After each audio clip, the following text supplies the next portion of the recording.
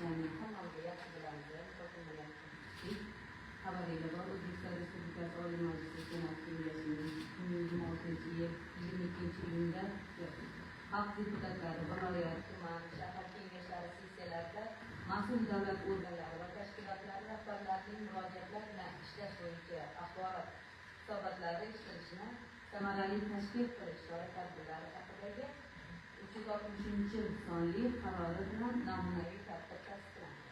Va mana shu namunaviy tartib har bitta tuman, shahar, viloyat, mahalliy kengashlarida o'zlarini kelgusidagi faoliyatlarda foydalanish uchun mana shu tartibni tasdiqlab olish tavsiya etildi Senat tomonidan.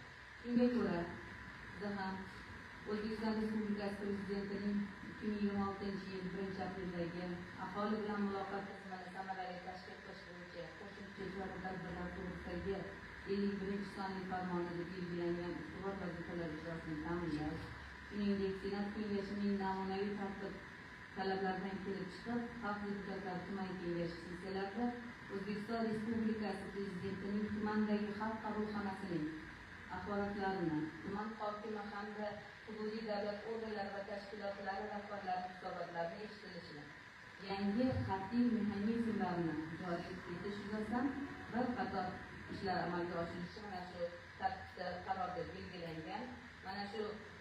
qarorda belgilangan vazifalarni amalga oshirish maqsadida namunaviy tartibdan tuman kengashining kelgusida foydalanadigan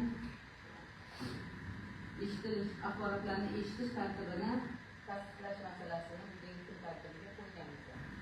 Demak, har doim biz xalq qabulxonasi tomonidan berilgan axborotni eshitardik, axborotga keltirilgan masalalar yuzasidan fikr almashib, tegishli qarorlar qabul qilardik. Endi bundan buyog'iga mana shu tartib